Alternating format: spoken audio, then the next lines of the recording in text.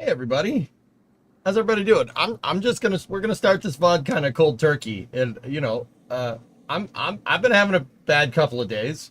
I've been having a bad couple of days. I don't know about you guys, but I stayed up really late last night. I lost a lot of sleep. We'll talk about those reasons in a little bit. But here, we'll just start the stream with this instead. Try not to laugh challenge.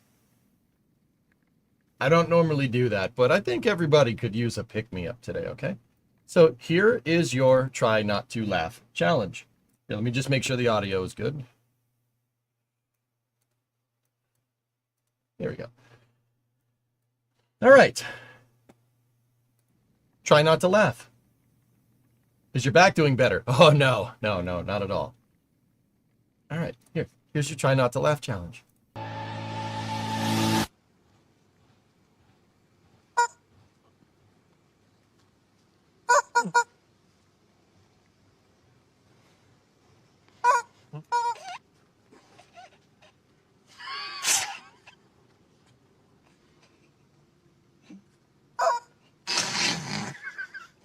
Obaj podpór przodem.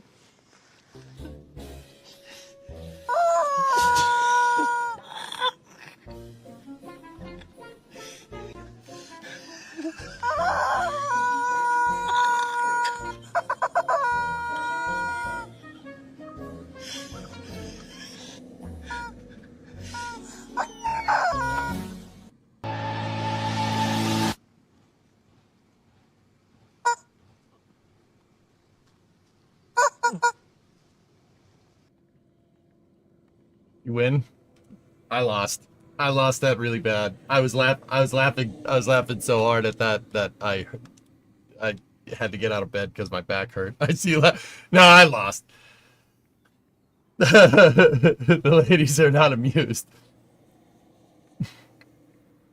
We need a turbo engine blow off sound.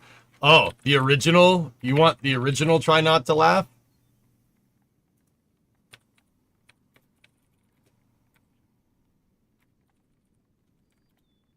You want the original?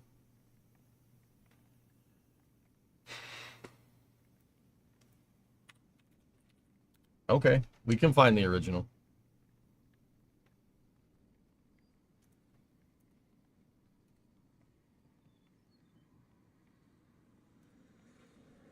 This was the original try not to laugh from back in the day. Ding ding ding ding ding ding ding ding dum dum bum bum bam bam bum bum bum bum bum bum bum bum bam bam bam bam bam bam bam rim bran ran ram ba ba ba ba ring Ring ding ding ding ding ding ding bombing dong dong dong. Anything exciting happened last night? No. Well, yeah. That was the original one. Why does it sound like a dirt bike? Graham, you guys were merely adopted into the brain rot. I was born into it. Molded by it. You were merely adopted into the brain rot. Gen Z, you think you guys invented brain rot. That's cute. That's cute. I was doing brain rot. I was doing brain rot 20 years ago, boy. On E-Bomb's World. And Newgrounds and albino black sheep.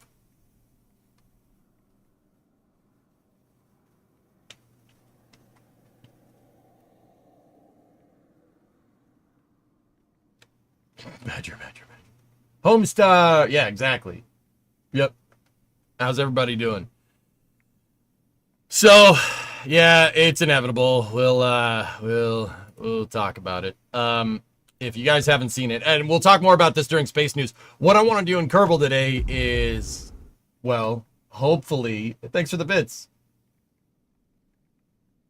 We were doing brain rot on 56K modem. Some of us on 28K. Not me. That's 28K is before my time. But yeah, my spoon is too big. So this is the footage from Device. So D took this footage. Ship 36, if you didn't see it, was on the test stand last night. And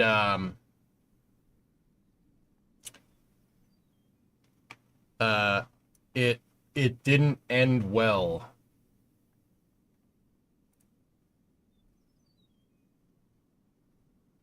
Yeah. Yeah. That's the first thing, William, that popped into my head. Oh, I don't have to worry about it launching when I'm gone. Oh, this is space. I'm in space. He gets gifted five subs. Thank you. You remember Joe cartoon? Yeah, man. Dude, I've been on the internet. I've been terminally on the internet since probably like 1998, 2000. Yeah. I was on the internet as a wee lad. Been on the internet for a long time. I didn't do that whole high school thing very well because I was on the internet all the time. I would not want to be downwind of that. Can't be good for the lungs. Yeah. Yeah.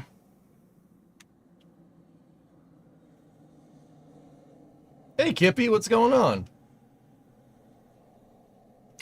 The ship QD is pretty much gone, so.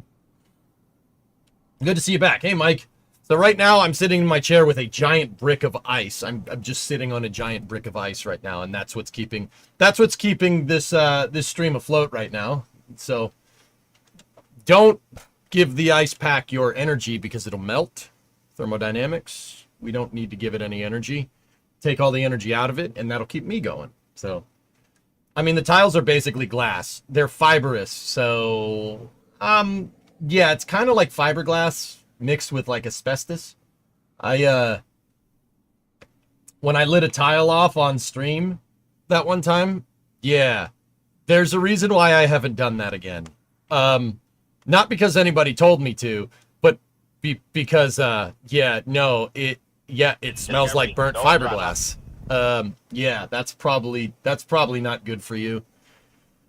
So I haven't done it since. Yeah. Hey, worst 33-month resub. Yeah, but it was a good test for thermodynamics. Yeah, it's pretty cool. Oh, nice. Stream is a live soundtrack, W. Very good. I'm sure those small particles are perfectly safe. Last night was eventful. Yeah, that's Dee's footage is amazing. Dee did an amazing job. Like,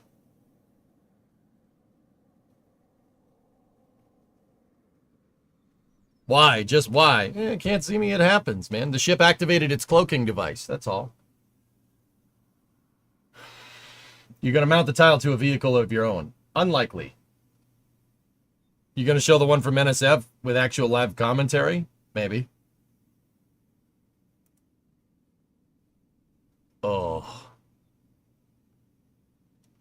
Oh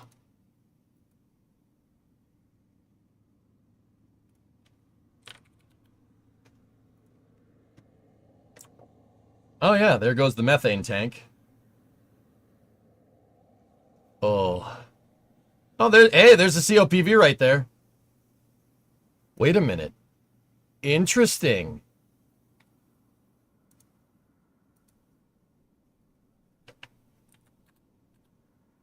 Fellas, there's a COPV right there that's not leaking anything. So either it's empty or it hasn't popped. Oh, yeah, they got the... I'm in space. Let's look at the positives. They got the payload bay door to open, forcibly. But once I write Pandaroo about the payload bay pressurizing, the payload bay pressurizes. We know because we saw it overpressurize here and blow the bulkhead like instantly. See? Discovery, go at throttle up. We should name ship 36 Orlando. Hey, sneaky 82-month resub. You had your worst back spasm in a while, and the Starship program had its worst run in a while. Are your back and the success of Starship interconnected? Well, my back was good.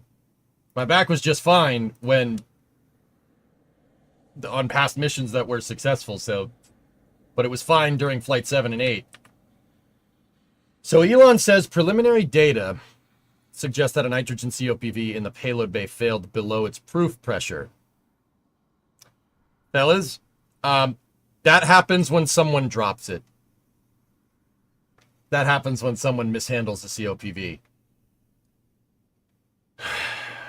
Ship 36 did an Oppenheimer. It's almost 6 all over again. Pretty much.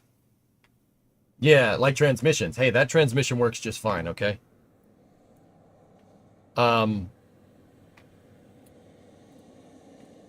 So if we take D's footage and we slow it down, Elon also said just a scratch. Yeah, guys, I'm not worried. First and foremost, like we'll do a more in-depth thing during space news.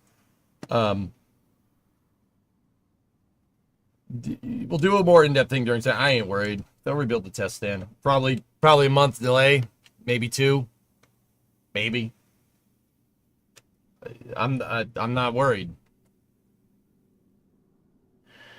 D's who? D's wise. V2 seems really unreliable. The Starship is probably literally carried on EJ's back. Yeah, maybe. I'm sorry. I'm carrying the team. So, look. There is an overpress event in here. A big overpressurization. Inside of the payload volume. Starship has its composite overwrap pressure vessels mounted right here. Now, what are COPVs? Actually, you know what? I'll do a more in-depth analysis during space news. Long story short, something overpressurized the payload bay. Overpressurizing the payload bay made the header tanks very unhappy. You could tell because of the way it is. So there's 2 fuel tanks up there. It made them very unhappy. You could see that and the transfer tube line for the tanks. You could see that exploding in this, and the resulting overpressurization looks like it caved in the methane tank dome, because you have propellant mixture right here, and you have atomization right there, which means there's methane in the mix. Now, that methane could be from the transfer tube lines or the header tank. So Starship has 2 fuel tanks up at the very front, embedded in the nose. They look like balls. Fuel is stored in the balls. And they popped. But the point of ignition seems to be around the methane tank. And you could tell it explodes because of the way it is. There's COPVs, pressurized COPVs shooting out all over the place here. That's usually what happens when rockets explode. So, interesting thing here. Very bright. Very indicating a lot of energy. But the interesting thing here is that if you look, you get different color flames up here, which means because you have different color flames here to here, and then unexploded liquid oxygen right there, fellas, or it could be nitrogen too inside of the COPVs. That could be GN2, it could be GOX, it could be whatever. You're not getting a stoichiometric mixture here, which is kind of in line with the ship, because it had way more liquid oxygen on board than methane, because that's how they test. They use LOX as ballast. So, look. Now, see the color change? I mean, D's shot is perfect because D set their exposure rates very, very nicely. Look. See? Right here. Down here. LOX everywhere. That most likely is the LOX tank exploding because the methane tank popped, right? You see the liquid oxygen basically splashing the entire, like dousing the entire test site in liquid oxygen. See it down here? It explodes and it goes out like a waterfall. Watch. It'll just... So, interesting thing here. Look, you have unburnt liquid oxygen down here. You have high energy stoichiometry right here. And then you have methane rich up here. See the darker clouds? The darker clouds indicate fuel rich, like Falcon 9. Falcon 9 runs fuel rich and it has sooty flames. Now, Falcon 9 uses RP1. It uses hydrocarbons. I'm going to go over here so you can see D's name. It has hydrocarbons in it. The methane is not that far off from like hydrocarbons. Methane is CH4, so you still have carbon. All this stuff is unburnt carbon and some unburnt hydrogen. So you have extremely fuel rich here, stoichio down here, and then extremely lean. In an extremely lean environment, liquid oxygen can basically put out the flame, and that's basically what it does. The problem is, in this moment, it's just fine. The problem is you're about to douse the entire test stand in liquid oxygen. Liquid oxygen oxidizes things, and things that are oxidized explode really, really nicely. Hence what you're about to see.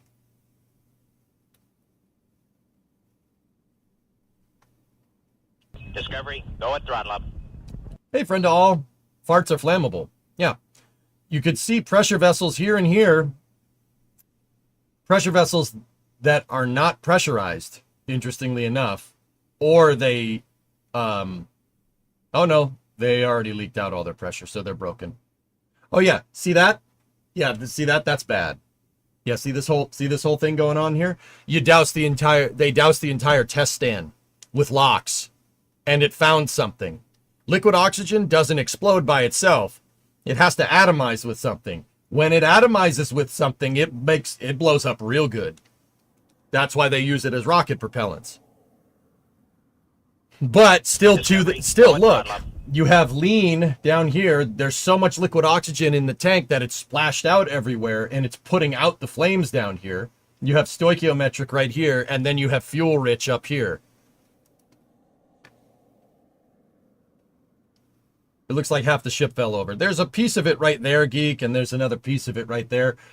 Most likely, if I had to guess, that's probably part of the payload bay, because the initial overpressure event pushed the payload bay kind of up into the side, and then the second explosion probably made it sail a little bit. See up here, you have the LOX that was most likely in the header tank. See it pouring out over there? Yeah, look, once again, very lean, stoic, very fuel rich, which is in line with the ship. If there was more methane here, there would be no like pad left. Massey's would be a gigantic crater. Believe it or not, the LOX doused it. It put out most of the flames. That's really weird to say. Like, that's not really how that works. But in this case of just crazy amounts of liquid oxygen, it probably put some of it out. It probably doused it. But also at the same time, that doesn't necessarily mean that, oh, you could put out a fire with liquid oxygen. No, don't do that. LOX can combine with methane pretty much in any capacity to make an explosion. I forget the word. What's the word for that? Hold on, I gotta look it up. I can't reach for the damn mouse without my back going bananas. Yeah, ma'am, and yeah, it's broken. Yeah, that's not good for it. No, it's not reactant. It's miscible. That's the thing. That's what it's called, miscible. I'm probably not pronouncing that right. No, it's miscible, meaning any type of methane can mix with liquid methane can mix with any type of liquid oxygen, and you'll get an explosion no matter what the ratio. That's why Raptor works so well, because methane and liquid oxygen can basically combine in any ratio and produce an explosion. The energy of the explosion makes a big difference, though.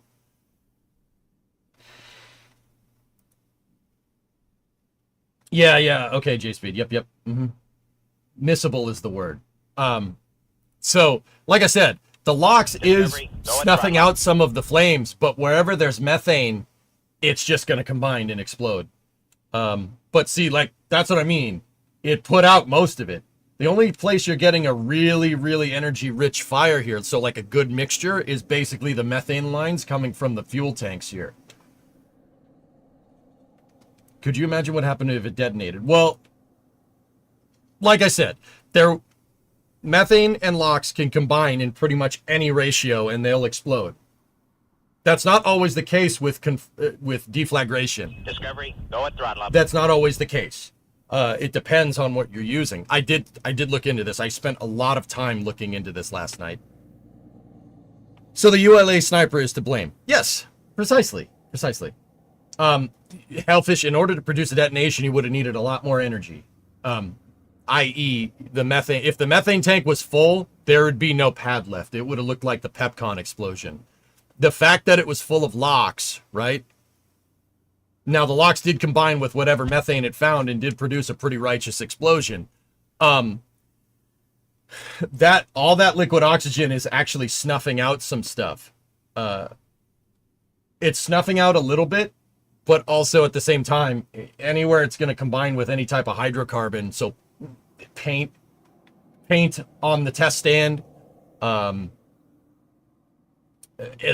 methane lines, it's probably boiling off all the water suppression water, because those are water tanks right there. Probably boiling those off. Anytime it can combine with something with hydrogen or carbon in it, you're gonna have a bad day. But it did seem to snuff out most of the flames, which is pretty crazy. But that doesn't mean the pad isn't totally toast. It'll be interesting to see pictures. Yeah, I will give a more detailed explanation a little bit later. I would like to play Kerbal, and I would like to try to build that post-Saturn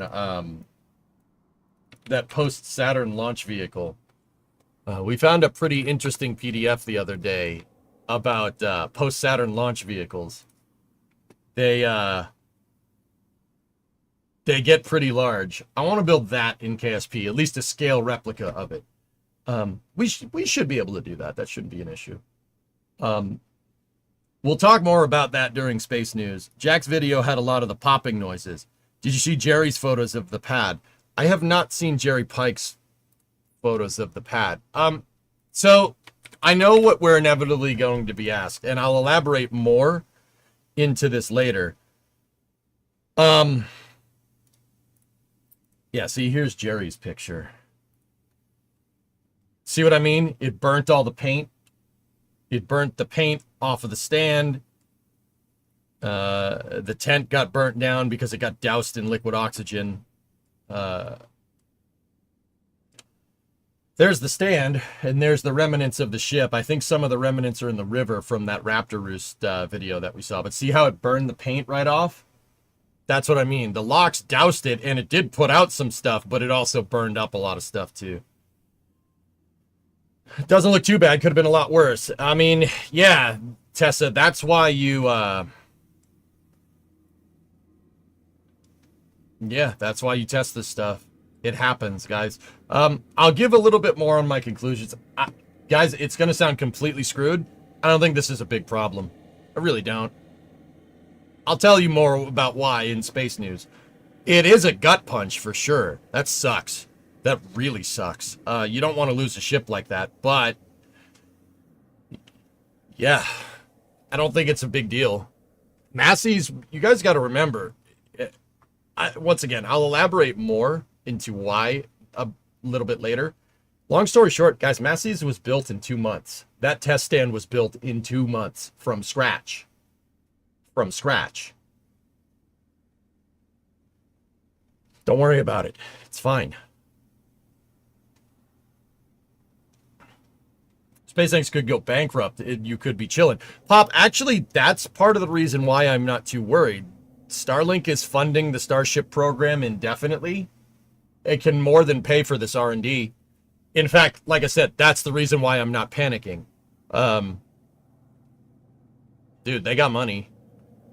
They got money. It's fine. They got deep pockets. This is the same reason why I put a lot of confidence in Blue.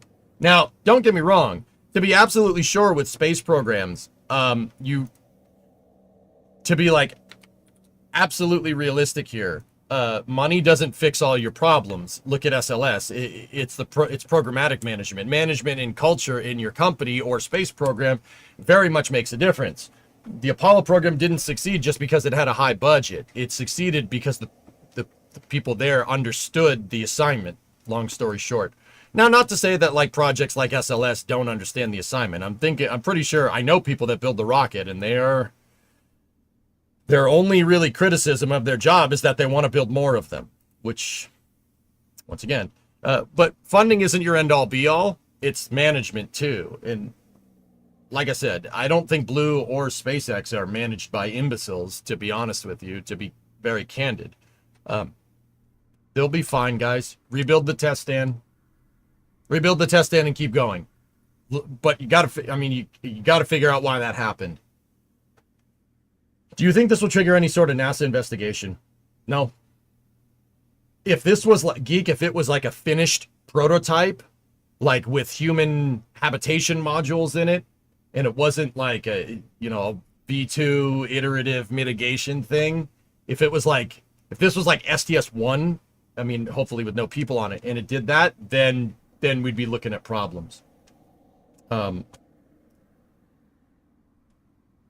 Is it me or is EJ's microphone peaking? I don't see it peaking on my end, but I'll turn it down just to be sure. Last night I was thinking I might be able to see a Starship flying over Florida. I no longer believe this. They'll get it when they'll get it, Chaz. But once again, fellas, you'd be absolutely off your gourd to think that SpaceX isn't going to get it. They're fine. Like, if this was SpaceX from 5 years ago and you suffered an anomaly like this, I'd be worried. Like... Listen, Tranquility Base here. The Eagle has landed. I'm sorry about your VOD getting claimed from the trailer. Hope this helps. Also, holy frick, that big boom. Yeah, it could have been bigger. I'm still kind of scared of people on it without escape. Noswolf, it's the system's engineering requirements are that it works like an airplane. I hate bringing this up, but airplanes don't have any abort past V2. There's no abort contingency there.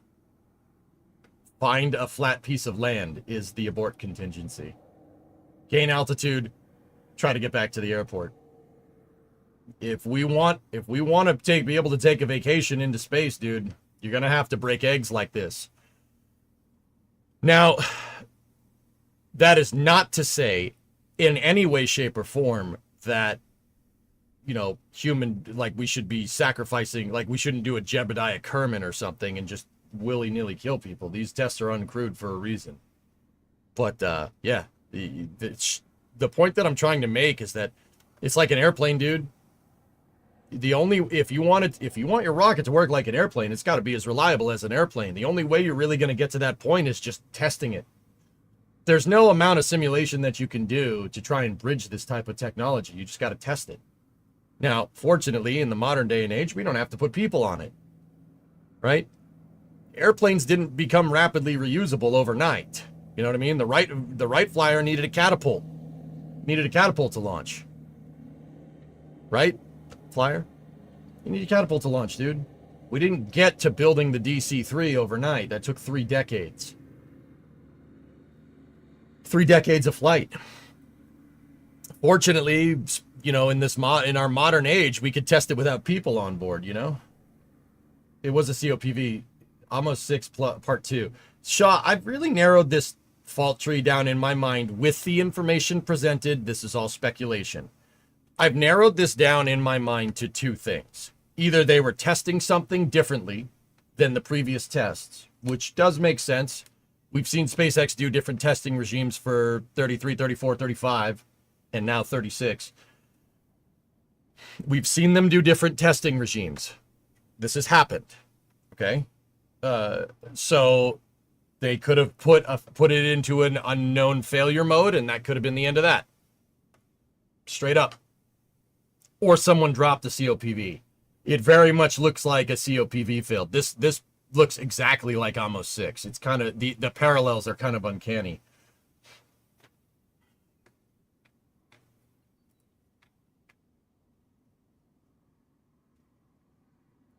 Yeah, and it's exactly. I mean, fortunately, SpaceX is in a position where we don't have to put human lives at stake. Oh, dear.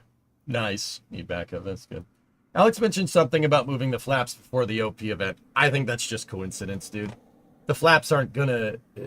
I mean, the flaps could maybe undervolt something, but... I mean, maybe it undervolted a valve in the COPVs, but, dude, we've seen them flap these types of flaps before, right? And nothing has happened. So once again, Geek, that's why my first and biggest thing is that they were testing something different, right?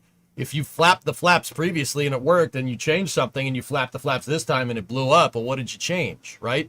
This is how fault tree analysis works. I mean, it's a little more complicated than that because there's a bajillion different variables, right?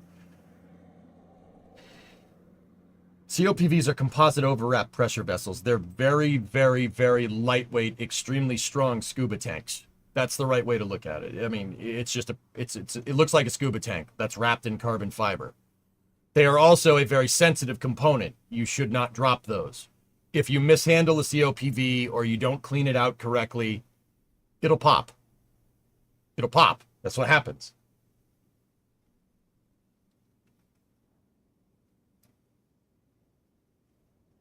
Never learned a damn thing from something I did right. We learn, we move on.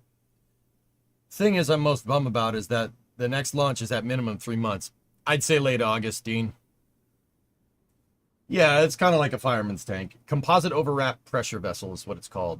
If this did originate with the COP... Excuse me. For a second, I have to readjust. If this did originate with the COPVs...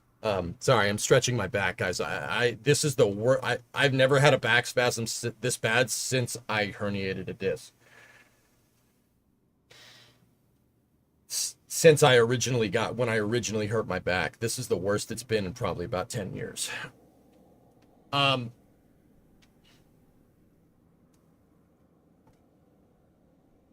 the COPVs outsourced? Yes, most likely. Seriously, late August? Sure. Why not, Vic? Why not? You guys got to understand. Okay, listen. I'll say it once, I'll say it again.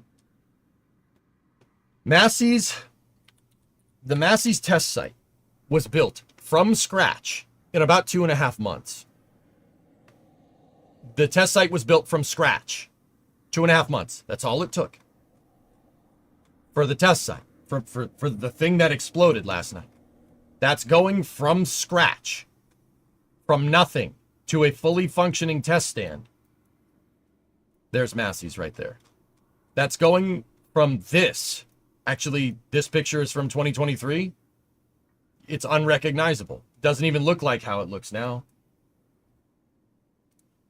Let's see. They went from basically a blank canvas. The test stand is right there, fellas. Now, you guys got to remember that test stand has a flame trench and a flame bucket, and it goes out here. They dug that hole and did all this in 2 months. Well, 2.5 months to be very sure. That was done in 2.5 months from scratch. They'll fix it. It's fine. They'll fix it. You got to probably, I probably wouldn't use the head crab looking thing. I probably wouldn't use it. Because it's probably been a little bit heat treated, probably not strong anymore. Whenever you heat metal like that with fire, it gets weak and brittle. So I'd probably make another one. But the other thing you got to take into account is that Sanchez is up and running. Sanchez site is where the SpaceX builds all their GSE. That's where they build tower segments, the OLM, everything here. They can make another one. Just make another one. Point is that they built that from scratch in about 2.5 months. It's not going to take 2.5 months to rebuild it. It's not. Like, that's just the reality of the situation. All of SpaceX's production facilities are intact. All the tankage is intact. Now, once again, might have to replace a couple of those for sure. SpaceX, dude, ain't no shortage of tanks. They can buy more. These are off-the-shelf storage tanks. They'll rebuild it. I guarantee you Massey's will be up and running, I don't know, a month. Remember this. I said this on June 19th, 2025. By July 19th, they'll have it rebuilt. Because what other choice do they have? What other choice do you have? You don't have another choice.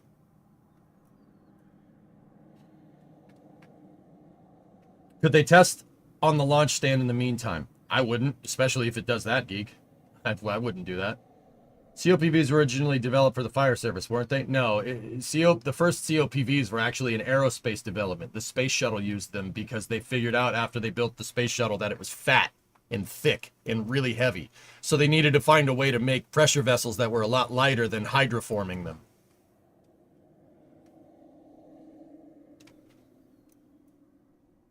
So take that into account. They get Massey's basically operational again. in the middle of July. Probably about 2 weeks to make sure that there's no kinks in the system at all. Ship test campaign, first, second week of August. Launch by the end of August. 3 months at best. Guys, and once again, this isn't the first time SpaceX has obliterated a test stand in the Starship program. It ain't the first time. SN4, SN3 and SN4 both obliterated the suborbital pads they were on. Their test stands. They obliterated, especially SN4. It happens. Rebuild it and start again. Once again, SpaceX has the cash behind them, and that's all I really care about. They have the cash, and they have the programmatic structure to rebound from this. I'm really not worried. I can say that pretty much honestly. I'm not worried.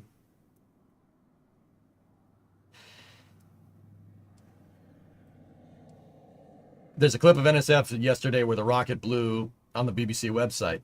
Fame at last. Dude, I heard Jack Byers' voice on Good Morning America this morning. Ship 37 had cryo already, and we saw that it's getting its engines. Could they spin prime it on the launch tower and launch it without a static fire? Trapo, I wouldn't do that. I wouldn't do that. You're asking it to explode again. You don't want to. No. I know I said now is the time to go fast, right? But what you don't want to do is screw your testing regime right now. If you want to prove, if you want to maximize your success for good flight data for the next flight, wherever that might be. Yes, I said wherever. It's probably from Boca Chica, let's be real. If you want to maximize your success, you want to test the same way you tested this one, minus the explosions.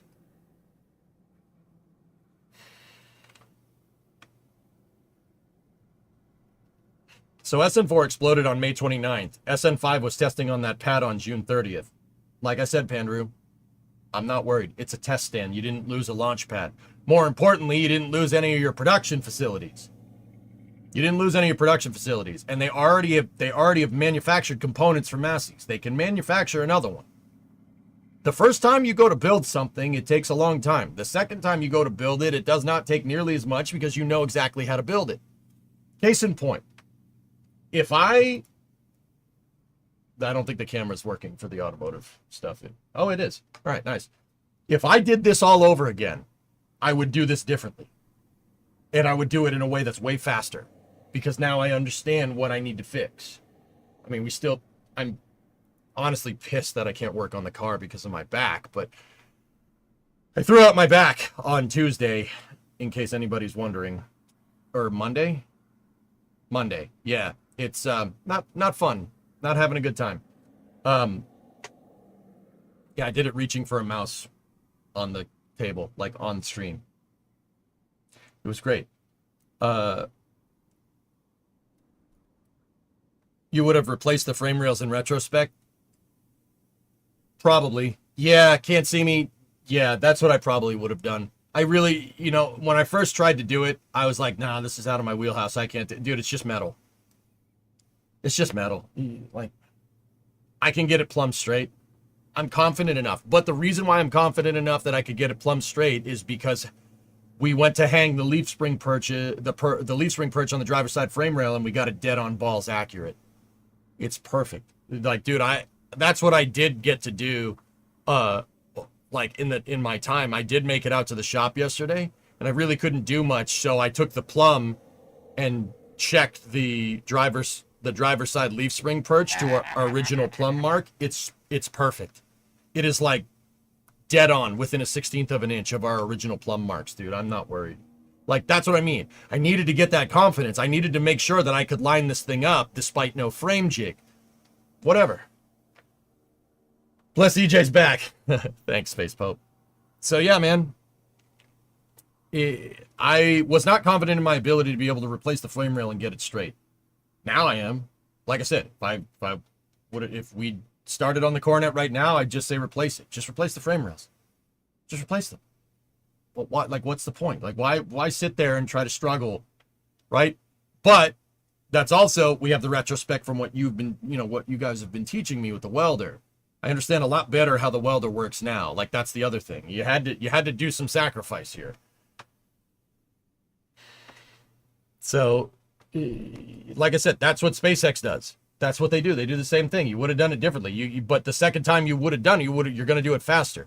So to bring this back, I don't want to talk about cars all the time, and I want to get into KSP. To bring this back to where we were,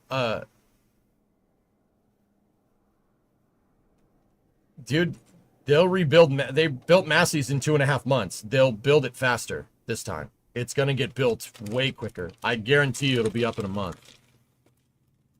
Why wouldn't it be?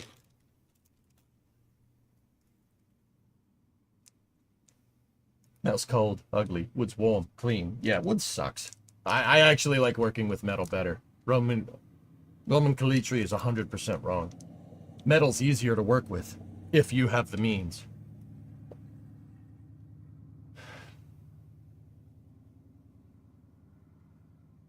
You know why metal's more forgiving? Because you can add back to it. You can't do that with wood. Wood is subtractive manufacturing through and through, and there's no way to add it back with. I mean, there is, but metal is much easier to additively manufacture.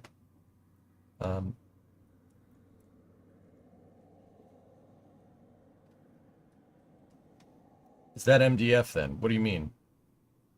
Did you hear the good news about the Starship incident last night? At least the payload bay door opened this time. Yeah. What year is your F-100? It's a 59. You could smack metal with a big hammer and it not break. Would you smack it? The hammer will break. Yeah, there you go. Hey, Dean with a $10 super chat. Also for the VOD getting claimed. Hope your back feels better.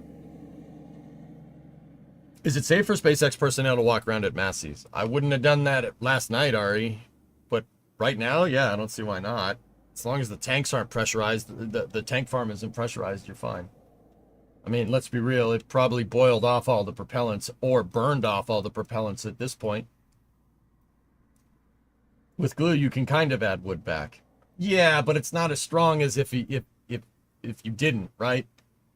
Metal, you could just add it back and it's just as strong. That's why, dude, I love metal. Is like amazing, and metal is amazing too, right? Like, I would say they will be rebuilding Massey's by the 4th. I'd like to see that. We'll be finished faster. Ship 37 for static fire testing. Massey's rebuilt or GTA 6. I don't know. Hey, last night kind of sucked. Who cares? I mean, I feel for the people that worked on that thing. It really, really, really sucks seeing all your hard work quite actually go up in flames. That's a really big gut punch, to be sure. Build another one. They already done that. Build another one. Build one after that.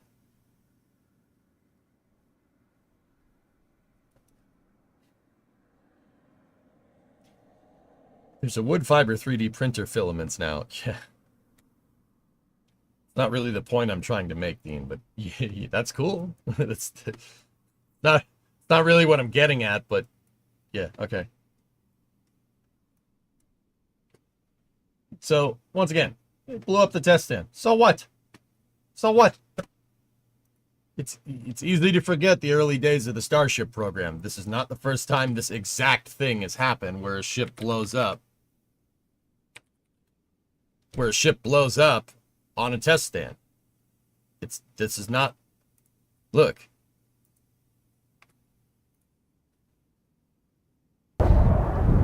Oh, this gets loud, by the way. This was, guys, look, 5 years ago, man.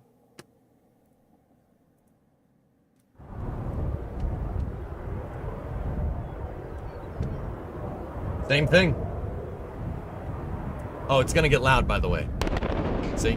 Well, actually, I had the volume turned down. That's not bad. Mary took this footage right here. Dude, that's a similar scale of test stand. That's a similar scale of test stand to Massey's. It's very similar. Massey's a little more complicated than this, but these suborbital pads, very similar design, like the 3 water tanks right there. Massey's has the 3 water tanks. In fact, I bet you it's those water tanks right there. Not only did SpaceX have this thing ready to go in less than a month again, they had 2 ready to go in less than 2 months. Well, actually, I don't know when suborbital pad B was, but you get the idea. Glad they didn't find this issue minutes before launch, right? There you go, man. Can you imagine if they just said send it and put that thing on the pad and that did that on the pad? You'd be looking at a Starship Super Heavy RUD on the pad, and that would be the end of that. This was 5 years ago, though. So, Aaron, I've seen people trying to make that frankly tone-deaf point. Like, oh, SpaceX is taking a step backwards. You know they redesigned the entire ship, right? Like the whole V2 is a completely different design. Like, it's a completely different design. You can watch my buddy Zach over at CSI Starbase showing the differences in the design with animations from Ryan Hansen and Chrome Kiwi and stuff. It's a completely different design. Like, now, I think the right question to ask is, if it's a completely different design, why didn't you do another hop test program with it? Somebody at SpaceX was very confident that they could just kind of blaze right through it. You redesign the entire ship. If you redesign the entire ship, fun fact, you have to retest it, and you might run into some problems. Guys, as much as I hate using this exact thing as a case study, there's a reason why SLS worked on the first try. As much as I hate using that as an example, there's a reason why it worked on the first try, because they didn't change much. The MPS on SLS, that thing right there, the main propulsion system, is basically the space shuttles. It's like an exact copy of it, with some changes here and there, some slight changes here and there. The slight changes being like 4 engines, and then the CAPUs, core stage auxiliary power units. They can't use the fuel cells because the space shuttle had fuel cells, so they have to find they had to use a different type of APU for the MPS. But that's basically a shuttle aft segment with 4 engines. That's the back of the space shuttle. There's a reason why it worked, because they didn't change much.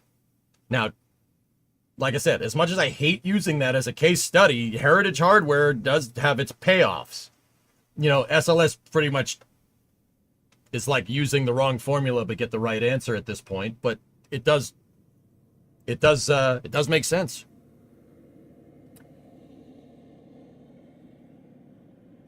But they redesigned the entire ship. I don't see why people think this is a backward step. Why do you think it's a backward step? Because the previous ship worked and this one didn't? This is a completely different design. It is a completely different ship. It has different tank volumes. It has different payload bay volumes. There's not much Heritage components from Block 1 that transferred over to Block 2. There's not much. Maybe the engines, and that's about it. But we haven't seen much problem from the engines, save for the one that liberated itself. But I think that wasn't because of the engine design. That was because I think someone forgot to tighten a bolt. I might be dumb, but how is the COPV part of a completely redesigned ship? The COPVs are probably the same. Yeah, sure. But I don't think this is a step backwards. You know, everybody's like, oh, this sucks. We're doomed. We're doomed. We're not. They redesigned the ships.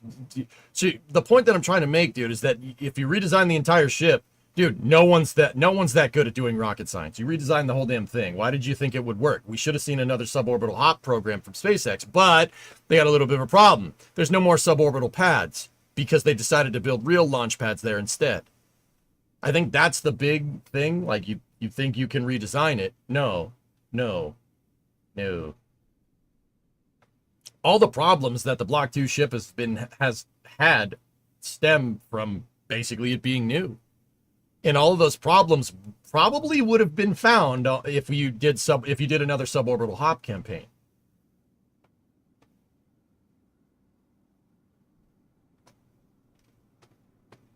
That's the Raptor Roost stuff. I haven't asked Raptor Roost if I could show that, so I have seen it though. Yeah, test stand looks a lot worse than it actually is because it's covered in ship parts.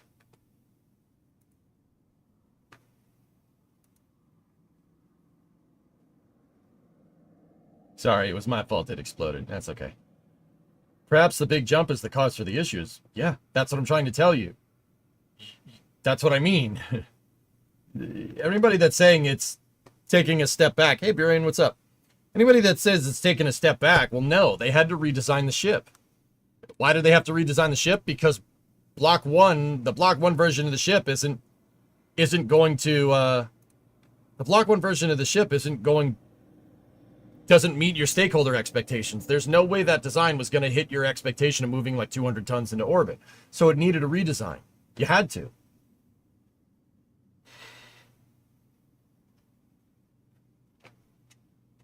I don't know, dude. It's just hard to be optimistic with 4 pops in a row.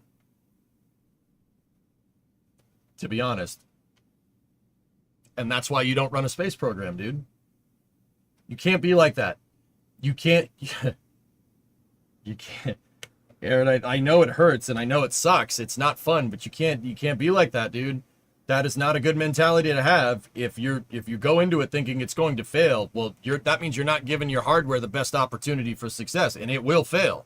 It will bite you. You have to keep your head up. I don't think this is a problem. I really don't. Monoprop, I agree with everything you're saying, and I don't think we're there yet, but but isn't there a point where there's enough failures from slow project where you go, this isn't good? SpaceX had that point a long time ago, Monoprop. They had that point probably before Flight 7. They had it before Flight 7, dude. How do I know? They redesigned the ship. Again.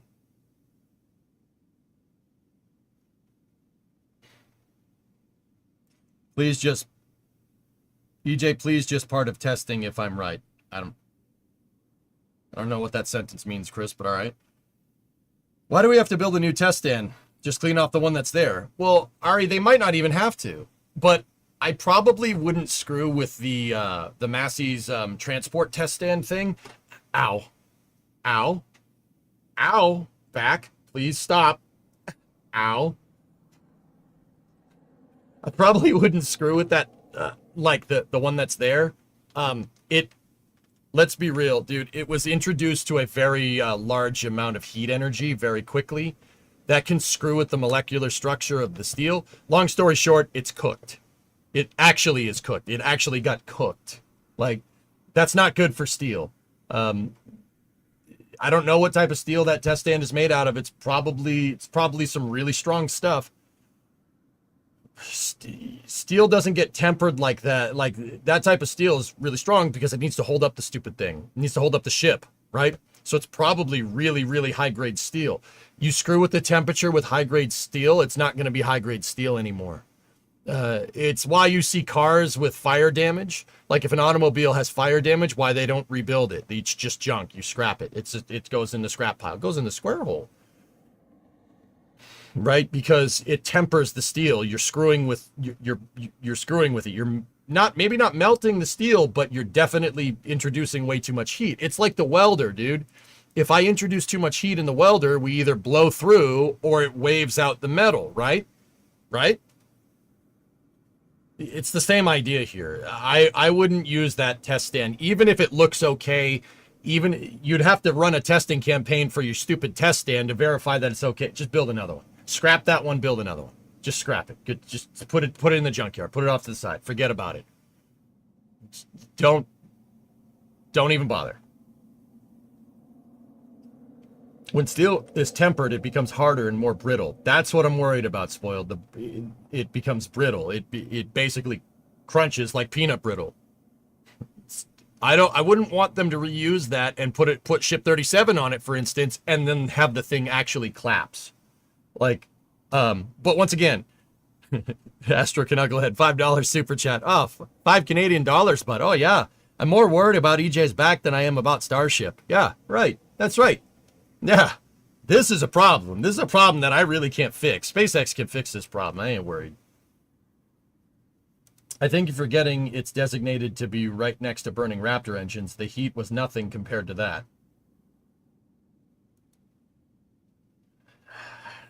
I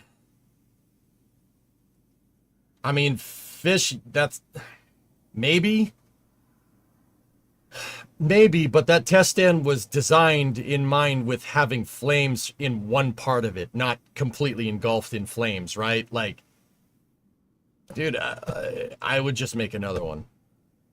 I mean, you could go test it, right? But you could go test it. I'm not, okay, to be very clear here, that's a good point. I'm not saying that the test stand couldn't be salvaged. They could probably test it. It's probably fine. I wouldn't want my singular test stand to work, especially one that's designed to test things. I wouldn't want every test that you do from now on with the test stand be a test of the test stand itself. Does that make sense, dude? It might be fine, but you'd have to go and you would have to test Massies to make sure that it's fine. Right? That's just all that testing on the test stand is wasting time. Just build another one. And the time it's going to take to test that stupid thing and make sure that the steel isn't brittle and do non-destructive testing on it, you could have just built another one. So just build another one. Steamroller. Get rid of it. It's junk. It's the SN-15 thing. Yeah, this ship flew. It got us some good data. Scrap it. It's taking up space. Right? Does that make... Like, am I thinking about this right? It'll take longer to do it, to test the test stand, right? In the time it's going to take you to test the test stand, you could have just built another one. That's a waste of time. That would be a waste of time. I blame D. D was there for ground testing and it failed. All of the ground tests didn't have D. We all love D. Well, yeah, some of us apparently are the kiss of death for Starship operations. The stand is just a bunch of steel plates, nothing complicated.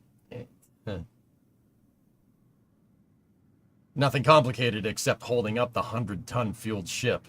Why? Why would you risk it? Why would you risk it? In the name of cadence? Why? Like, guys, okay, where my mind is at, dude, is that this test stand's not going to take long to fix. You could just make another one. Just make another one. It's going to take less than a month to manufacture that because it's so damn simple. So why try to save it? Just go make another one and then fix the pad while you're making a new test stand, right? And then while you're building the new one, verify everything else works and replace the booster quick disc or the ship quick disconnect because that's gone. My guess is that probably went with the ship when it exploded. And it's probably I'm really wondering how far the SQD flew. I bet you it got some good distance, you know? I'm not worried about the flame bucket. The flame bucket's solid concrete. As you said, I think Fluffy, as you said, that is, or Fish, well, no, Fish, you said that. It is designed to have rocket engines firing into it. I'm pretty sure this explosion did nothing to it. It's a reinforced concrete trench. It's not going anywhere. In a way, I'm happy about this. Find the flaws. Yeah, Bob, I'm not, this is not cope. I'm not just burying my head in the sand. It happens.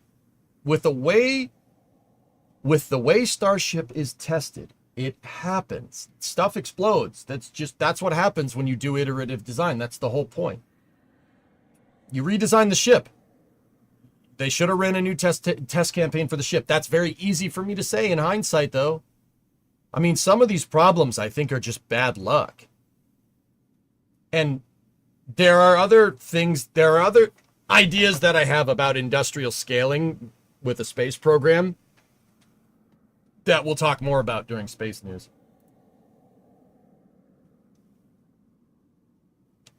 Yeah, well, part of it is laying on the transport stand, Creeper. Yeah, part of the ship is on the transport stand. Maybe the SQD is sitting to the side of it. Part of the ship is in the Rio Grande.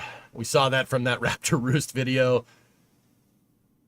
I mean, dude, I'd be wondering where the nose cone is, because the nose cone definitely got some distance. I'm wondering where the forward flaps are. I really want to see a flyover. I want to see the distance, because that was a mother of an explosion. It was pretty cool. What thrust do the engines produce during the static fire? Well, Max, that's not really a good way to look at it with a test stand. What thrust do they produce? They're probably... Okay, so let me explain a little bit of a testing regime here. Okay, Raptor engines are rated for a certain amount of thrust. This test stand is obviously rated to have 6 of them going full blast for a minute, right? If that's the case, I'm going to engineer my test stand.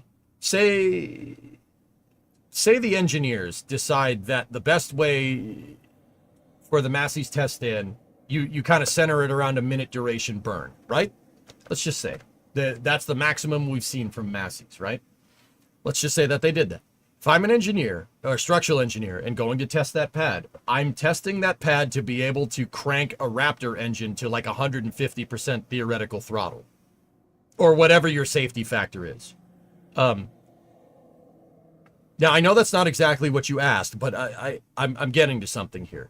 The engines are designed to fire at full blast because the test stand is designed to take 6 engines at beyond full blast because that's how you build test stands. Your test stands are often overbuilt because you need to test it. You need to, the whole idea of a test stand is to put the ship through the ringer and put it in failure modes that you might encounter during flight. Those failure modes and scenarios, load scenarios, dynamic scenarios, vibration scenarios are derived from your analysis on the vehicle, right? And with SpaceX, because they're doing iterative design past flight data. So the test stand's designed to be put through the ringer, as Fish said.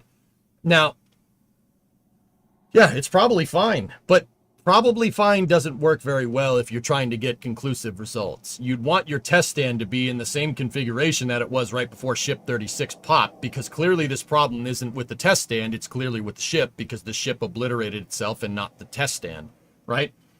So you'd want to keep prior testing data contiguous with future testing data.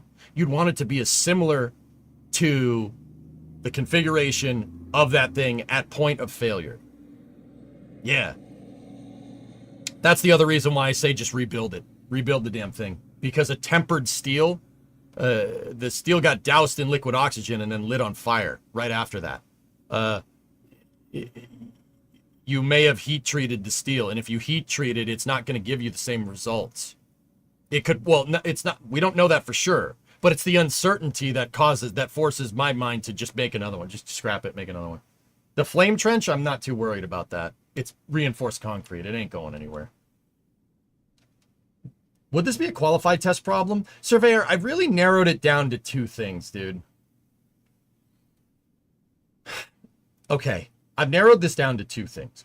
1, it's very clear that SpaceX is very much doing a form of iterative design where you prototype a lot in kind of a screw around and find out kind of way, right? They do have simulations and analytics backing their testing criteria, which is how you're supposed to do this. You know, you're not just going to put the rocket on the test stand and be like, fire it. No, SpaceX has an army of engineers and computers doing simulations and figuring out good analytical models and then testing on the stand and make sure their analytical models match what actually happened, right? Like, dude, SpaceX is Starship is running like tower catch simulations probably right now as we speak on a SpaceX mainframe somewhere at one of their facilities. SpaceX is always prototyping with simulations because simulation prototyping is cheap. You want to achieve a high flight rate with Starship, why would your simulation testing be any different? If you want to achieve a high flight rate with actual flying hardware, you achieve a high flight rate with your simulation testing, right? Right? Interesting. KSP with realism mods. I haven't really started Sundance. The reason why is because we're talking about Ship 36 exploding on the test stand in real life last night. That was the best explosion I've seen in a long time. Might be at the top of the list. It was a pretty good one, man.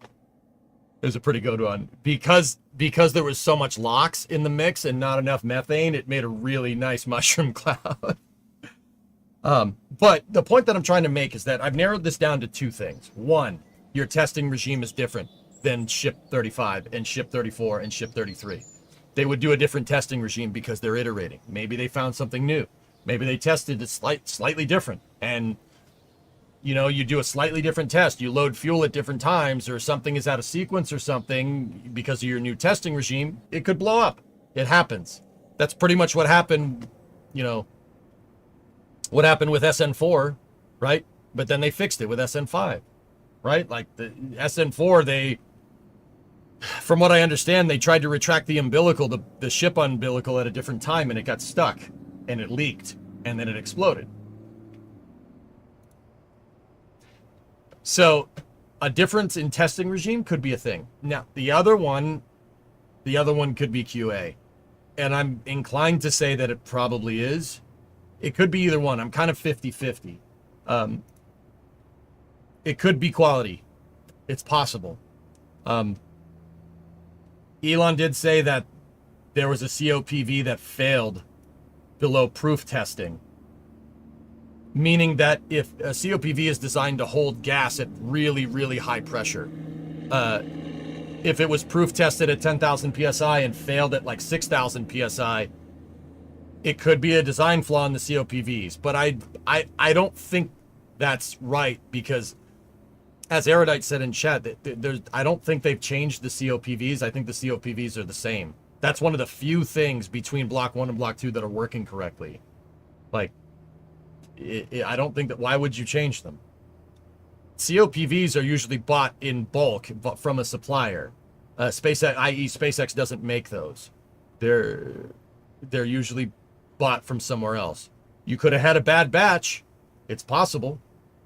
But if it passed proof testing, could have been a QA problem at the COPV manufacturer. Simultaneously, it also could be a QA problem from integration. Composite overwrap pressure vessels are very finicky. They're like valves. They're very finicky. So what I'm trying to tell you is that somebody could have dropped it. Somebody may have dropped it. It happens. And that's a whole nother theory that I have with it being a quality assurance issue. That's a whole nother theory that I have that we'll talk about more during Space News. It was a Friday COPV. Exactly, Geek. Exactly. Yeah. But I will talk about ship QA and QC and stuff like that during Space News. You wouldn't just want one component to pop like that. Exactly. Now, here's the thing, guys. I have my theory that it could be a different testing regime, or it could be a QA problem. Here's the thing about spaceflight. It could be both. It could be both of those things.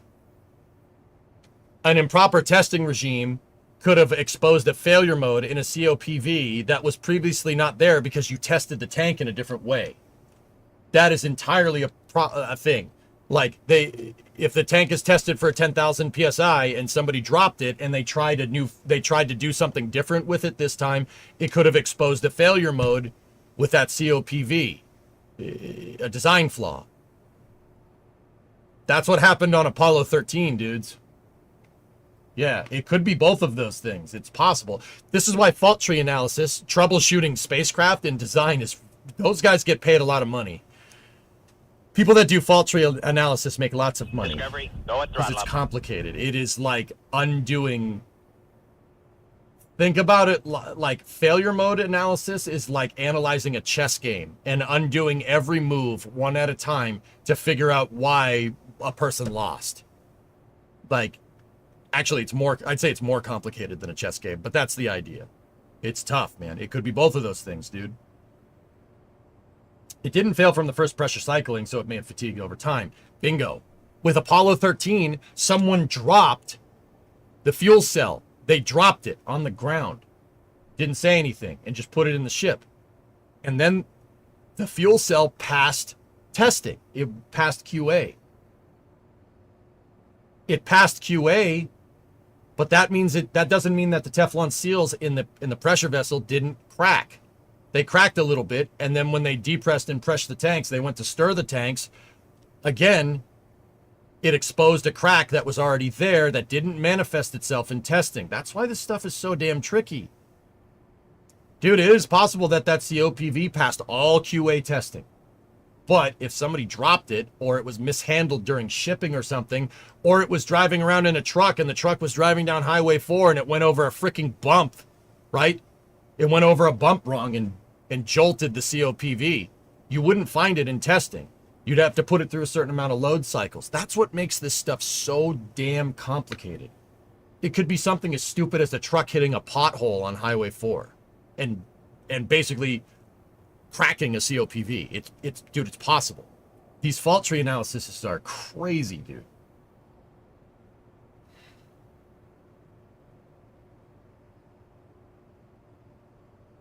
Coming from the software engineering space, I'm a fan of the SpaceX approach. I'm also a fan of sometimes having to slow down to speed up, but I don't know what that might mean here with Starship V2. Grog, yeah. I will talk more about that because that has to do with my scaling and QA things. Like, that has more to do with that.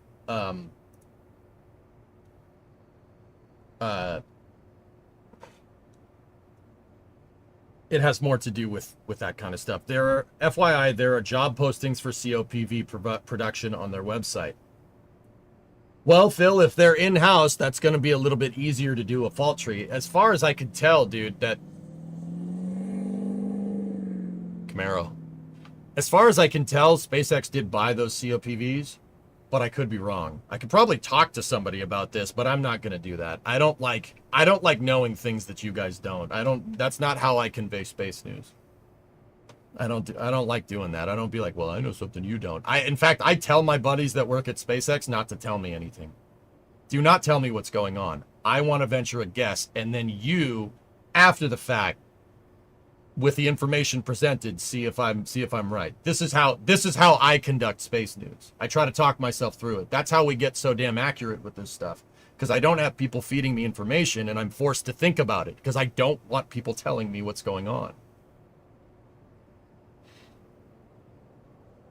Do you think there will be an explosion when it's on the pad before launch? What are the chances? Well, Levin, your chances are probably decreased now because you figured out a way to blow one up on the test stand. That means that you're retiring risk of it blowing up on the pad. If it blows up on the test stand, dude, it's a little bit... It's probably easier. To not make it blow up on the pad. Why are bananas the most popular fruit?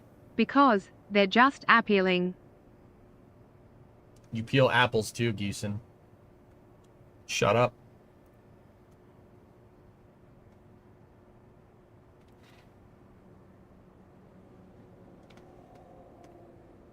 Pictures of COPVs washed up in the Turks and Caicos had Luxfor labels on them. Luxfor is the world leader in COPVs. That's what I mean. They might be bringing them in-house.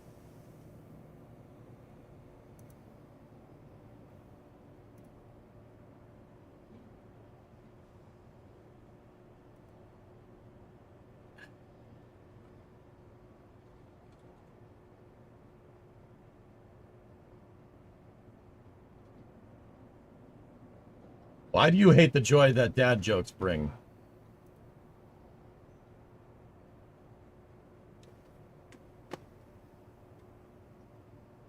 This is not funny. I'm gonna need you to recreate that explosion in your game. I don't know what made the explosion in the first place, Daily, but don't worry, it's Kerbal. We'll find a way to make something explode.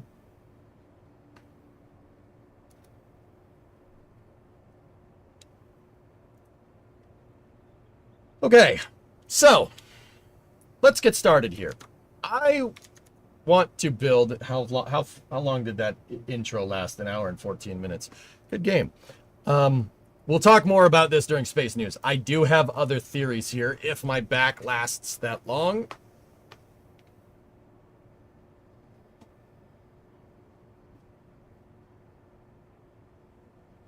So we came across a NASA technical report about a study for what rockets would look like in a post-Apollo, like what are the next rockets that would be needed for post-Saturn launch vehicles. So like, if the Apollo program had kind of kept going, where would it have gone? Like what type of vehicles are you going to need to build once you get to the moon? And this is provided the Apollo program kept going. Are you going to use Kerbal attachment system? What? Not to build this rocket, dude. How's the catching tower doing? It works, but that's not what we're working on today. Time for a standing desk. Standing doesn't really help me in this scenario, Mutter. Like, we're way past the benefits of a standing desk, dude. Like, yeah. Anyway. Don't worry, I have an ice pack, a gigantic ice pack duct taped to my back, and that seems to be helping. The ice is just making everything numb, so I can't feel anything back there. Well, that's not entirely true. It hurts. But, I was interested in seeing it in use, maybe in the future. I don't know, Geek. Yeah, I would be after Kerbal attachment system to get cables, so I can make cranes, so I can lift things. Stream from a bed, then. I'm not streaming from where I sleep. UI. I have boundaries. We have boundaries. Boundary is like basically by the phone right here. See what I mean? Yeah, we have boundaries here, sir. He hasn't become a parent to the jokes. I hate you, outdoorsman. Why are you like this? Don't encourage this behavior. Stream from another bed.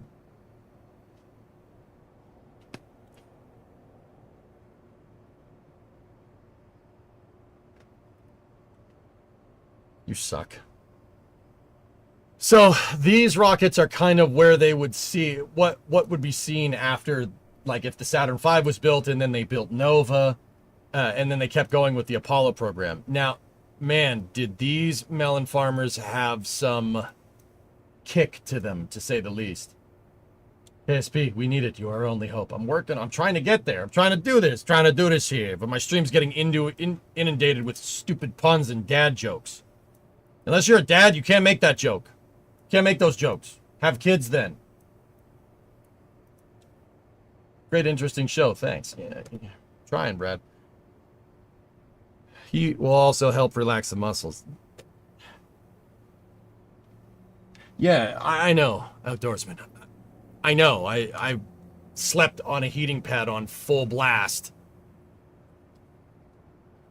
Basically the whole night.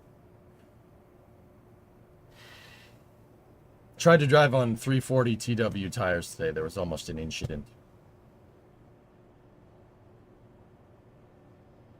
I can't have kids. It might throw us back out. That's not funny. The heat from Ship 36 should help your back. Are we going to get anything done today, or should I just switch us to space news?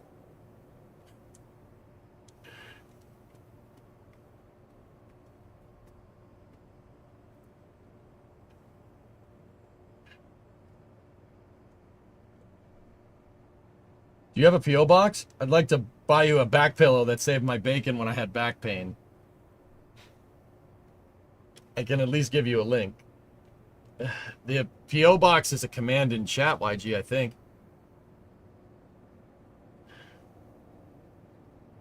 So much back advice. Maybe chat should walk it back a little. I'm gonna leave. I'm gonna leave. I'm gonna shut this. I'll turn this damn stream around. That'll end your precious little pun trip pretty damn quick, huh? Hey. How you doing? I'm all right. The ice is helping, but they won't stop making puns about backs, and it's making me want to hit the off button. This is where if I had a really good back pun, I would use it right now. I don't.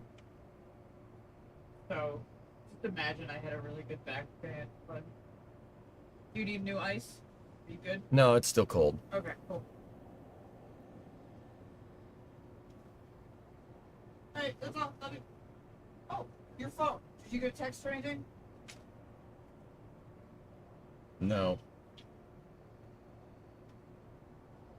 Alright. Well, let me know.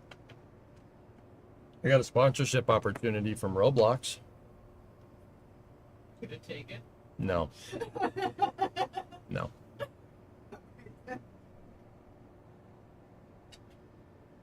No, I'm good. Take it? No. No, I'm good.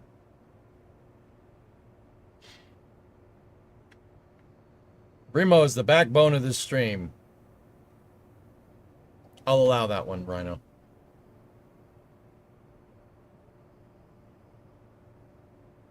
Take it and spend the money on some big fat rims for the Coronet. And Ennis, I'd prefer if you guys funded that project. Do the backup lights work on the crew cab charger? multiplanetary, they did work. But there's a problem. There's no backup lights because there's no tail. Oh, There's no backup this is space. the car I'm in space. right now. They did. They worked when I took them out, man, if that's what you're trying to say.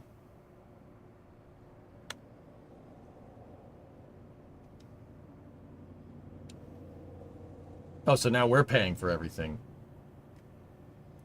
Yeah! Yeah, oh. I can't do this, man. I can't do this. I know you're kidding, and I know you're making jokes. The problem is making me laugh really hurts. Like, I can't.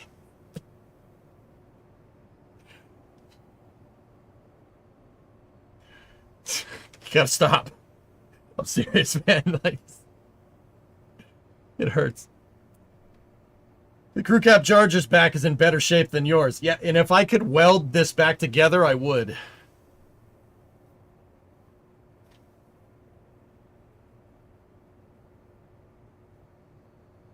God, thanks for the bits. Why, Mr. Streamer? Do you want us to backpedal on the... Just watch your back for things that could cause pain. Yes, I know. Block, like laughing. Zombie, 7-month resub. Good to be back. A doctor confused them for you. All right, fellas, let me be very clear. Like, I appreciate the funny jokes. Thank you. Guys, I've had a herniated disc for 10 years. I know all the fixes. I have an inversion table. I have ice packs. I have heating pads. I know all the things that you can do, all the stretches. I know all that. It's just not been a thing on the stream because it hasn't ever been bad enough to cripple me from... Tranquility Base here. The Eagle has landed. If only we could weld your spine back together.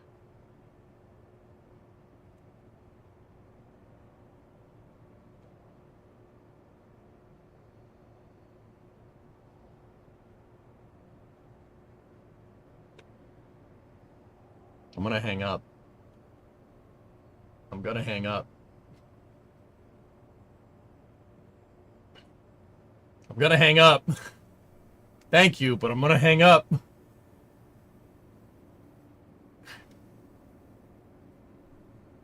Get back to work. Those you guys are awful. We're gonna have back-to-back streams with you having back issues.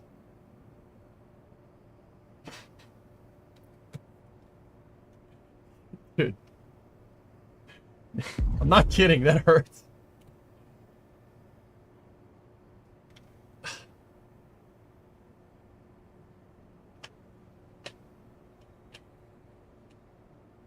I tried to switch us over to KSP a half hour ago, Shaw.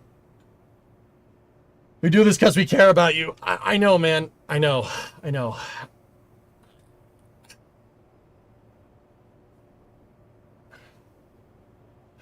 All right. So, turn off chat for 10 minutes? I can't do that, dude.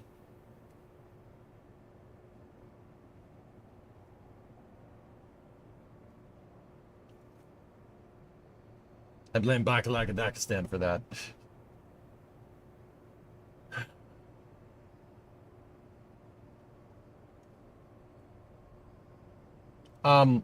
So I appreciate all the support, dudes. I only wish I could get this much support from my pet. Oh God, now I'm doing it too.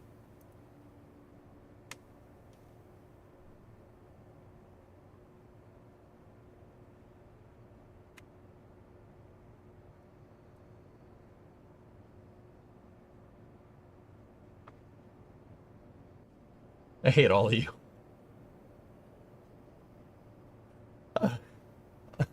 I was trying to segue, and I saw your segue, damn it.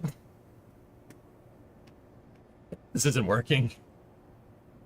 I might just axe this VOD and just switch to Space News, dude.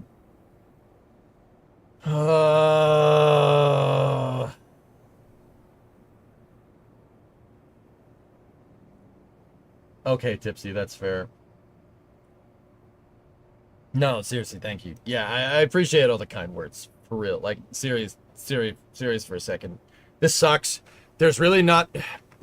guys, like, I know all the stretching that I need to do. I know all the stuff that I need to do. The only way that fixes this is just stretching, sitting on the heating pad with the ice pack, heating pad, ice pack, heating pad, ice pack, heating pad, ice pack. That's the only way this gets better. There's no other way around it. Like, painkillers could do it, but the painkiller isn't going to fix things. That's the thing. You know, I've been taking Advil like crazy, but the problem is if you tweak it again, you can't feel it, right? Because the Advil or painkillers or whatever, right? You can't feel it. So you don't feel yourself screwing up your back again, and then you wake up the next day and it's worse. Like, there's no way to fix this until the inflammation goes away. Basically, I pinched a nerve back there, and it has to chill. It's like a toothache. Anybody ever had a toothache? When you know, if you chip a tooth, right, and it goes to the nerve and it's just that constant because the nerves are inflamed, that's what's happening with my back. It sucks. It's awful. And toothaches suck. I've had those too. Will Marshawn go back to the Bruins? Probably. Are you still in the good chair, though? Yeah.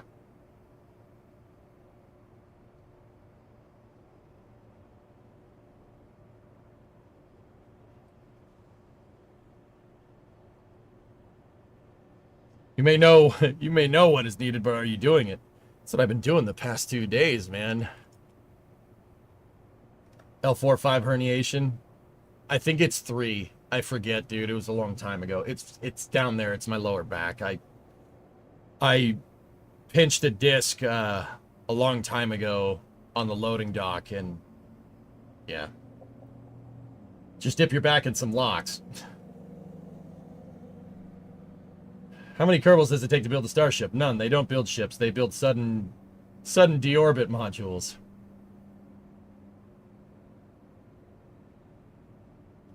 Surgery? Oh, Aitor, that's what I'm trying to avoid, because the surgeries only mitigate the problem. They don't fix it. Just like everything else, dude. You're screwed. Take care of your back, dudes. Because you only get one, and if you hurt it, you're paying for that mistake for the rest of your life. Like, there's no modern fix for that. Maybe Neuralink someday. That would be really nice. Why did the space shuttle not have USS on it? Because it's not a ship. It's not a Navy ship. The USS is the designation United States ship for a naval vessel. The shuttle wasn't a Navy vessel. For my back, I bought a racing sim seat because you can set it up like a gravity chair.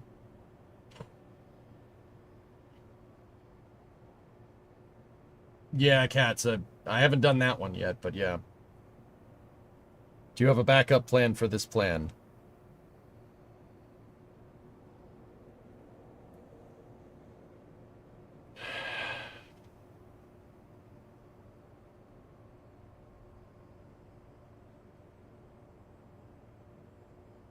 L5S1 here got surgery, and now it's L4, L5. Next will be L3, L4. Yep, it's like playing whack-a-mole. There's really no fixing this problem. So the best thing that you can do is build up your core. Like, build up all the muscles around there so the muscles will hold your spine in place and not have that happen. I am not in shape, and my core is caca. So, yeah, I'll put this out on the internet. I'll put it out here so you guys know I am getting in shape after this. No ifs, ands, or buts. I can't have this happen.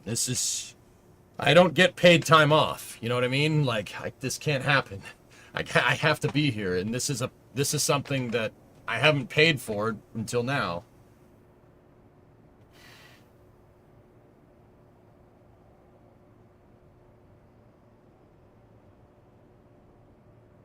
Round is a shape. So yeah, I gotta make sure that we do this. Yes, core keeps your back healthy. I don't know if you watch NASCAR, but who do you think is gonna win this weekend at Pocono? Larson? Probably Larson. I want Joey to win, but yeah.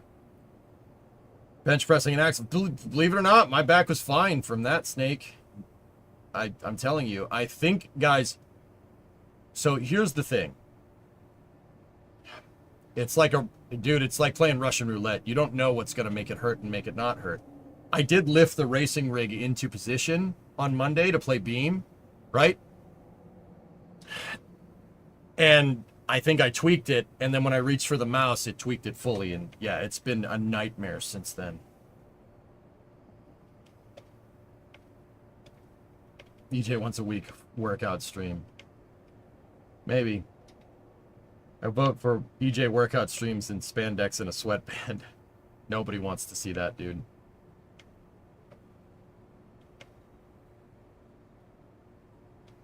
Is your favorite show Breaking Back?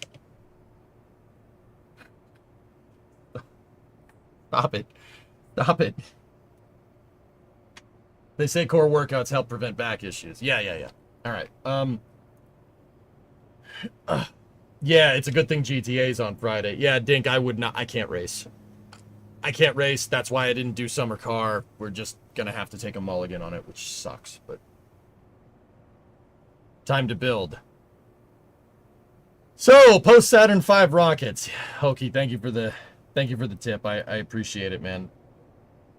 Yoga with EJ as long as he wears yoga pants. This is... I don't want to do that.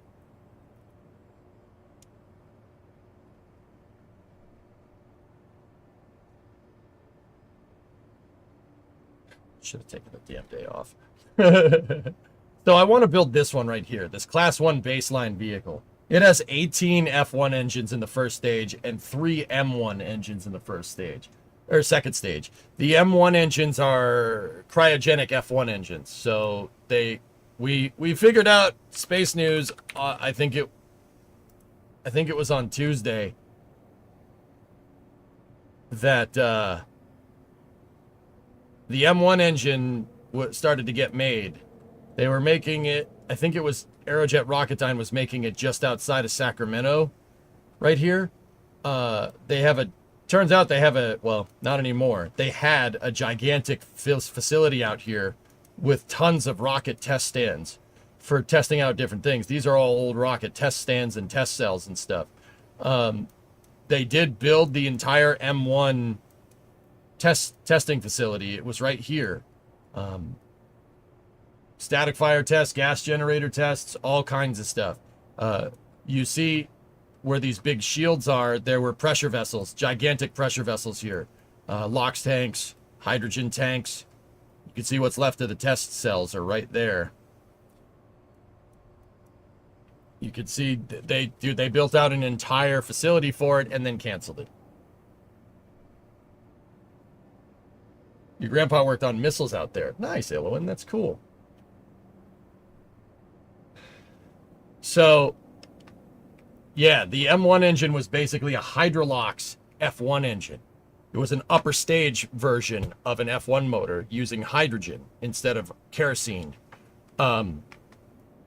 Think Vector, the vacuum Raptor, to regular Raptor, but with a propellant change. These motors would have been gigantic. M1s would have been about the size of a 3-story building.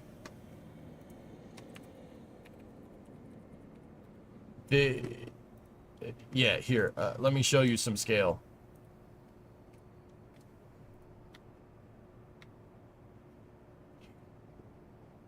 Yeah, that's not including the turbine machinery. Yeah, M1 engines have a 40-to-1 expansion ratio, and they're like, yeah, as tall as a 3-story building. Yeah, so like 1 story here, another story here, another story here, like 3 stories, like the roof of a 2-story house in the United States. Listen, Tranquility Base here. The Eagle has landed. EJPTO Fund.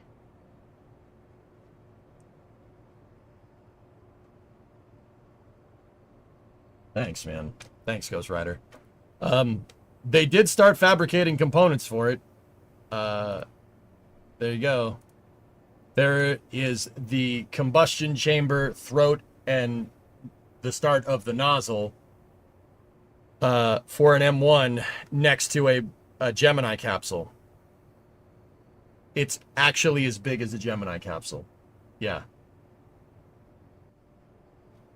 Yep, and they built all the associated test stands and paraphernalia out there. We figured that all out. And then they never used them.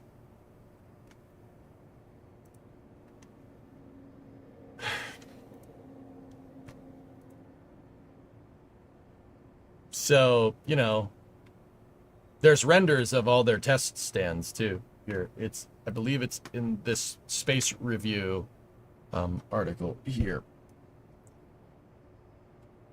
Yeah, see, these M1s would have been utilized in the Nova rocket first, right? Saturn Nova, and then they would have been utilized in post-Saturn rocket applications. So basically the next generation of Saturn rocket.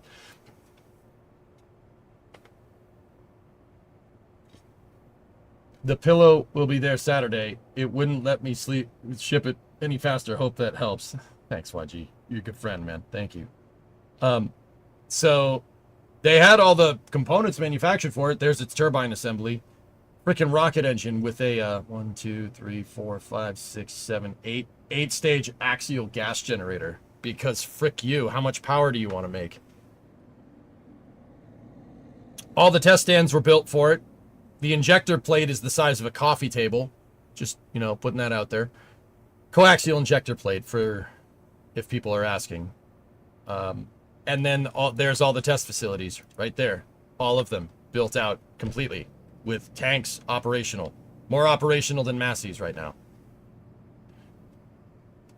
And then they promptly did nothing with them because they canceled the Apollo program.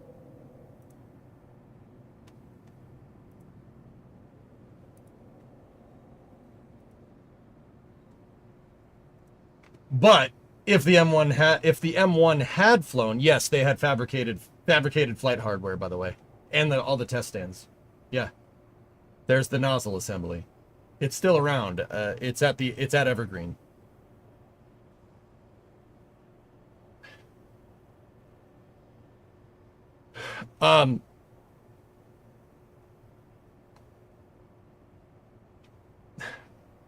Did they test fire them? They tested the gas generators. They were building serial number 1. That's what that engine is. They were building the...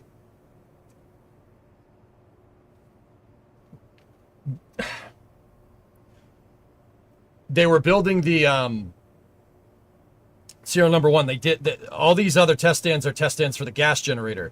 For the hydrogen gas generator, oxygen gas generator. So basically the fuel pumps. And then there's our integrated test stand.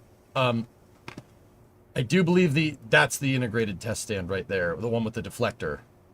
I could be wrong though. It might have been that over here too. There's a hefty flame. No, that's definitely not. That's not a flame diverter. That's just something else. Also down here could have been the test stands too. Either way, yeah, that's they never did a full firing of it. They tested the gas generators. But dude, like, there you go. This thing was going to be made. Dude, a 7-stage axial gas turbine is insane. That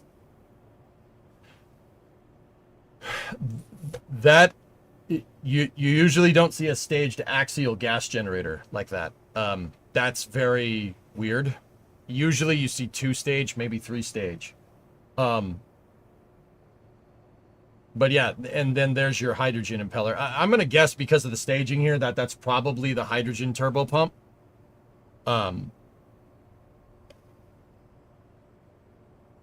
75,000 shaft horsepower from the hydrogen turbo pump. 75,000 horsepower. That's more than Raptor. Like, way more than Raptor. Is it powered by steam? No. No.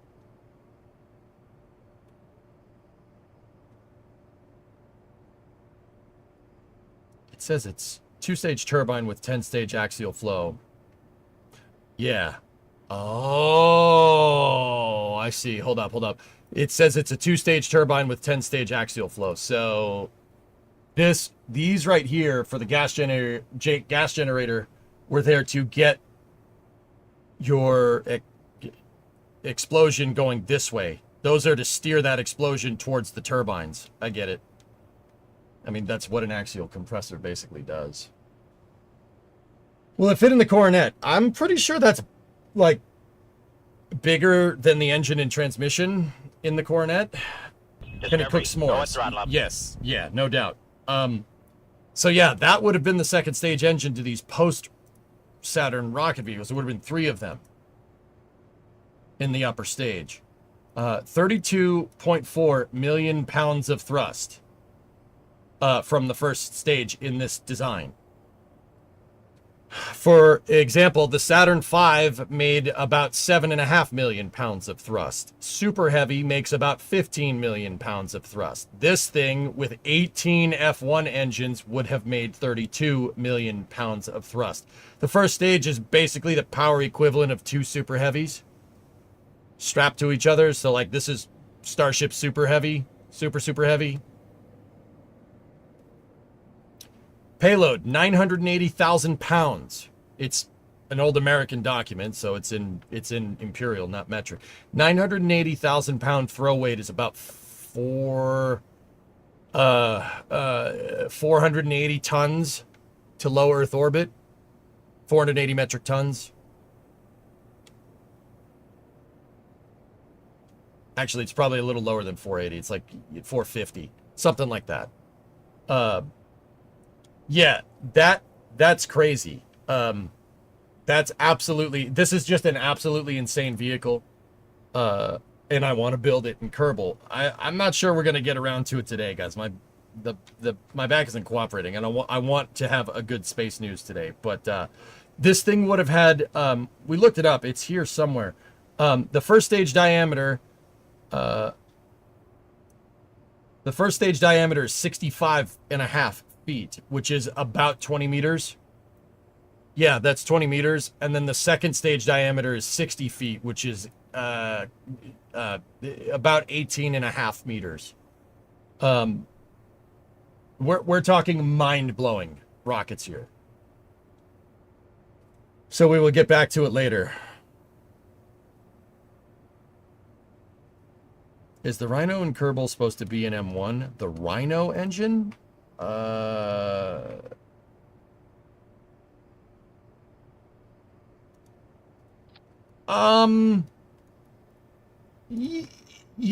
Yeah. It's supposed to be analogous. The engines in Kerbal are kind of analogous. They're similar, but they've been Kerbalized for gameplay purposes, dude. That's the big one. They're Kerbalized. So like the Skiff engine right here, that is a J2. That's a J2 motor. This doesn't really have an equivalent. You know, yeah, it's probably an M1. That's probably what it would be the closest one to. This engine, the Rhino engine is a very, very big, very powerful upper stage engine in KSP, at least in stock KSP. 2,000 kilonewtons at 340 vacuum. That's really, really good. That's really powerful. Ship 36 blew open from the front through the middle of the methane tank. What is housed in there? We'll get into a more detailed analysis. Sorry, man. We'll get into a more detailed analysis during Space News. What about the Terrier and the Poodle? How tall is the rocket? I don't.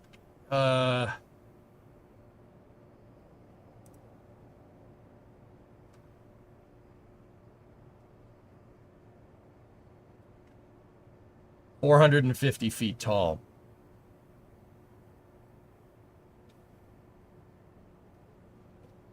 It's one thing I didn't like about KSP. Upper stage engine had small nozzles.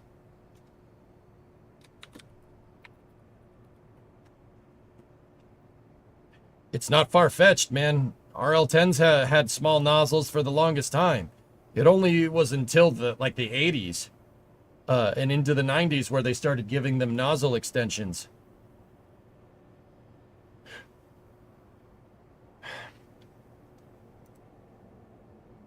Freaking J2, man.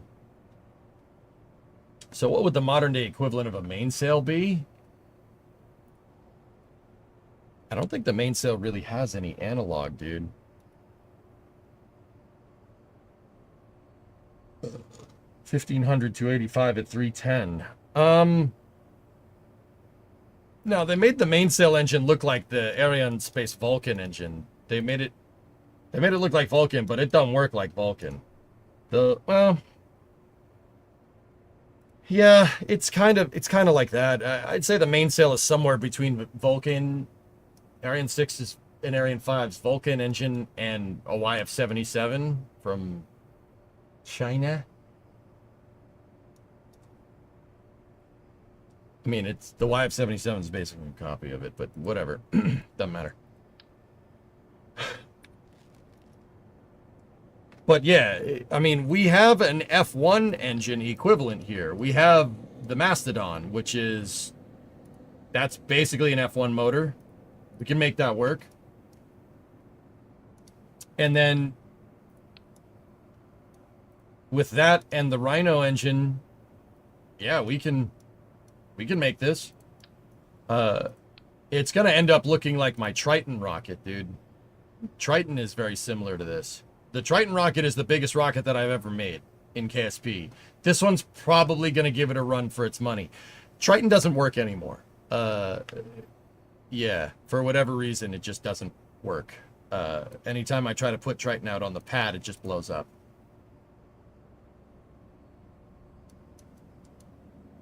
But we're probably going to end up building something like this.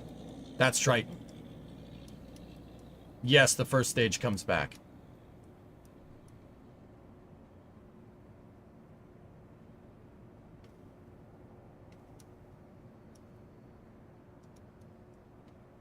Yeah, we'll do the...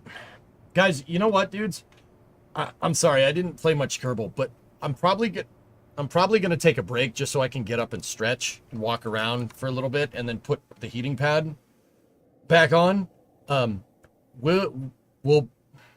We'll work on this pending the back. What I'm trying to do is save this a little bit because I can only sit for so long before it really starts to hurt. I'm going to redo part 1 of this series, and we'll go from there when my back is less not uncooperative. What I want to do is go stretch and lie down for a little bit and then come back at 4:30, 5 o'clock for space news. I want to do a detailed analysis of Ship 36, and I really have some thoughts to share that I think you guys might appreciate.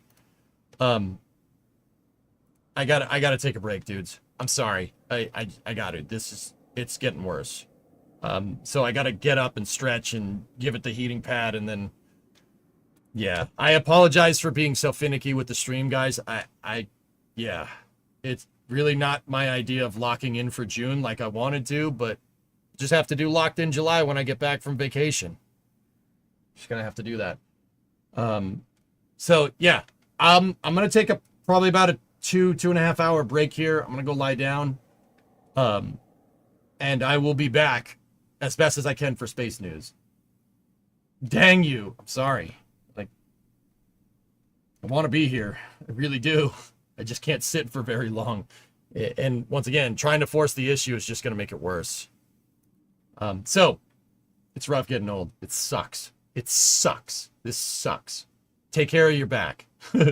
So, guys, I'll see you in about 2 hours, around 5 o'clock. Around the well, that's 3 hours, but around the normal space news start time, okay? Part 1 kind of sucked. Sorry if you made it this far in the VOD. Yeah, I'll do a part 1.1 where we play more Kerbal. It's just tough to focus, man.